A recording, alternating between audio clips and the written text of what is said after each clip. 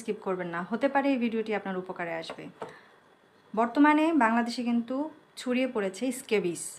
এটা কিন্তু এতটাই চুলকানোর সমস্যা তৈরি করে যেটা কিনা বলার বাইরে। 2019 সালে আমার হাজব্যান্ডও এই স্কেবিসে আক্রান্ত হয়েছিল। ভীষণ চুলকায়, দেখা যায় একটা জায়গায় অ্যাটাক করে, তারপরে আস্তে আস্তে চুলকানোর সাথে সাথে বিভিন্ন শরীরের বিভিন্ন অংশে, বিশেষ করে যে আঙুলের এগুলো অংশ, তারপরে রানের যে পাশগুলো সেই জায়গাগুলোতে ছড়িয়ে পড়ে। আর এতটাই মারাত্মকভাবে চুলকায় যে আপনি সহ্য করতে পারবেন না। তো তখন আসলে আমাদের জানা ছিল না যে ঘরোয়া উপায়ে কিভাবে এটা থেকে মানে মুক্ত হতে পারবো আমরা। যদিও বা চুলকানোর ওষুধ টষুধ খেয়েও কোনো কাজ হয়নি, শেষ পর্যন্ত প্রচুর সমস্যার পরে উনি সুস্থ হয়। তো এখন যেটা হয়েছে, আমি প্রায় 3-4 দিন ধরে সেম প্রবলেমে ভুগছি। আমার গলার অংশ থেকে এটা শুরু হয়। আলহামদুলিল্লাহ আমি শরীরের কোনো অংশে যেতে দিইনি। গলাতে অ্যাটাক হওয়ার পরে আমার হাজব্যান্ড আমাকে বলল যে তুমি হলুদ, এখানে যেটা করেছি হলুদের গুঁড়াটা মেখে দেখো। তার আগে যেটা করেছিলাম ফিটকিরি, ফিটকিরি সবাই চিনেন। ফিটকিরিটা নিয়ে এসে গোসলের পরে সারা শরীরে সাবানের মতো করে, ভেজা শরীরে সাবানের মতো করে মেখেছি।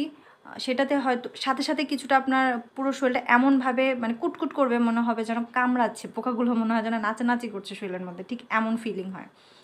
তো ওটাতে কাজ হয়েছে মোটামুটি, কিন্তু হলুদটা দেওয়ার পরে ম্যাজিকের মতো কাজ করলো। আমি গতকাল আমার গলার অংশে দিয়েছিলাম, মুখে দেইনি। তো গতকাল গলার অংশে দেওয়ার পরে মনে হলো যে যে অংশগুলো খুব চুলকাচ্ছিল, যা সেই অংশগুলো একটু ঘামাচি হলে যেমন ছোটো ছোটো মুখ বের হয়, কালো কালো হয়ে যায়, ঠিক তেমন হয়ে গেছে এখন। আলহামদুলিল্লাহ এক ফোঁটাও চুলকানি নেই গলার মধ্যে।